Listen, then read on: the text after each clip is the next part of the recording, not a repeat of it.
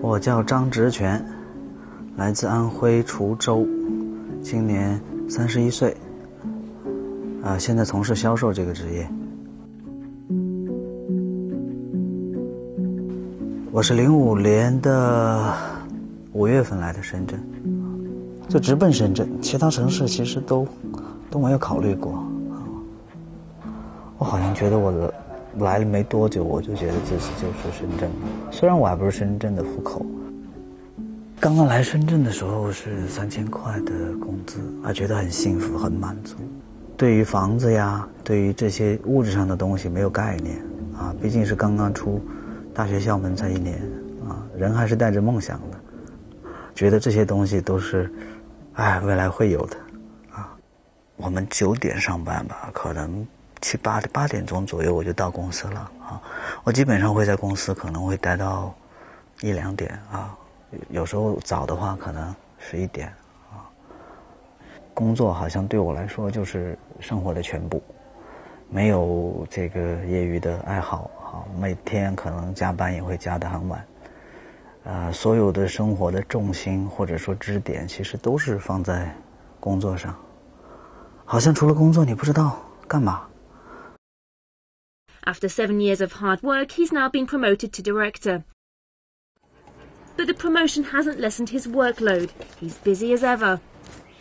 Because it's not a big company, Zhang still has to work with colleagues on daily operations, while at the same time he has to search for potential clients. It's normal for him to put in over 12 hours a day. 但是其实最累的，我觉得并不是这些事情让自己累，而是自己那种心态。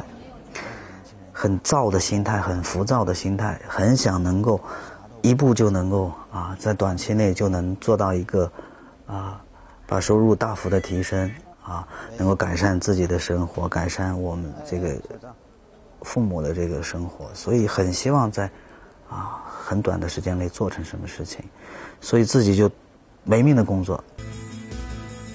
Tonight, Zhang has to go to the airport and fly to Beijing.It's the only time he can rest after a busy day. This season is the busiest time for him. He's just returned from Spain and had no time to unpack his luggage before leaving for Beijing and then Shanghai. He says he has to work hard now so that he can enjoy life with his family when he's 40. 但其实会问自己了，其实你是为了什么呢？这么没命的去工作，你是为了什么？你追求的到底是什么？生活的意义是什么？所以我觉得人现在像个机器一样赚钱机器。生活应该更加丰富的，不是唯一的就是去工作去挣钱。Many feel the same as Zhang.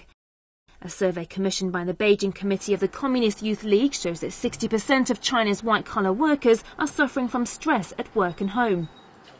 The survey polled more than 40 white-collar workers from 20 companies and institutions in Beijing.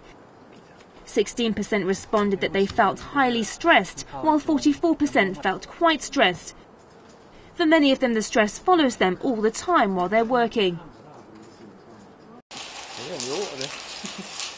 It's a rainy day in Beijing. For Miss Ding, this is another lazy weekend. If it wasn't for this interview, she says she would still be sleeping. I am very tired from Monday to Friday, so I don't want to go anywhere on weekends. I usually sleep until noon and do some cleaning. I'm not in the mood for shopping or hanging out. Ding works in a well-known financial software company located on Beijing's Financial Street. For most people, Ding is someone to admire, with a decent salary and a cosy working environment, but Ding thinks otherwise. Ding gets up at 6:30 a.m. so she can arrive at the company before 9. After that, she goes directly to the clients' offices. No matter rain or snow, she has to visit 3 clients every day. I have to go an average of 30 kilometers every day. I take the subway and bus most of the time, and sometimes have to walk when the bus station is far from the company. I have to get my shoes repaired every month. The cobbler definitely knows me now. There were 6 colleagues who entered the company with Ding, but now only 2 remain. Most left because of the high pressure of evaluation. We are requested to maintain old clients as well as look for new ones. If we lose one client, our pay will get docked. This is written in our contract. Ding says that under such pressure, she cannot take a vacation. She's considered quitting many times. It came to me millions of times. Every morning when I get up, I tell myself to keep going. And I keep wondering how long can I maintain this in the future. A whole year passes while I'm struggling. Like Zhang and Ding, many white-collar workers prefer Weibo as a method to connect them with friends and society. Constant heavy work gives them mental stress and wears down their bodies. Early in November, the media reported that a 23-year-old woman was diagnosed with gastric cancer. The report sparked a hot online discussion among white-collar workers about their health. The woman reportedly often ate at roadside food stands and regularly skipped meals. By the time she was hospitalized, she was already in the later stages and was not able to get the operation she needed. Statistics show that the incidence of gastric cancer among people under 35 years old is 6 to 11% for every 100,000, 3 times higher than abroad. One major reason is that many skip breakfast. Apart from stomach illnesses, many young people are suffering from obesity and waist pain. I gain 5 kilos every year. I don't know how I gained the weight. In the year 2000, I gained 20 kilos. Waist problems are another major illness. According to research in 2009, half of the patients in cities are below 35 years old, among which many have a weak waist. Most people think that LDH, or lumbar disc herniation, is what their parents are suffering from. However, we have seen many young people with waist problems, most between 20 to 50. Experts have said many times that it's better to take a 10-minute exercise break every hour, but rarely do people heed this advice. Some complain that it's a paradox. When they're able to work, they have no time to rest, and when they feel ill, they regret not being able to exercise.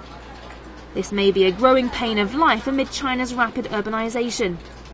In developed cities such as Beijing, Shanghai and Guangzhou, Zhang, Ding and others like them are part of a group that has only existed in China since the country's economic makeover began 3 decades ago.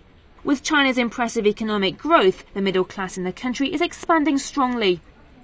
The government classifies China's middle class as people with an annual income of 60,000 to 500,000 yuan, while the monthly salary for white-collar workers ranges between 900 to 18,500 yuan, depending on different regions. In Beijing, it's 5,000 yuan. China's middle class currently accounts for roughly 23% of the population, based on a comprehensive analysis of the 2005 National Population Sample Surveys. It's estimated that the number will expand to 700 million by 2020. For people like Zhang and Ding, most have chosen to continue their current lifestyles. They just hope the growing pains will end soon so that they can enjoy life in the future. 我喜欢深圳这个城市。这个城市给我的感觉是很年轻，尤其是很包容。只要你够勤奋，你够努力，你就有机会。这是一个公平的城市，你能够在年轻的时候尽你的全力去工作而且能得到很公平的这种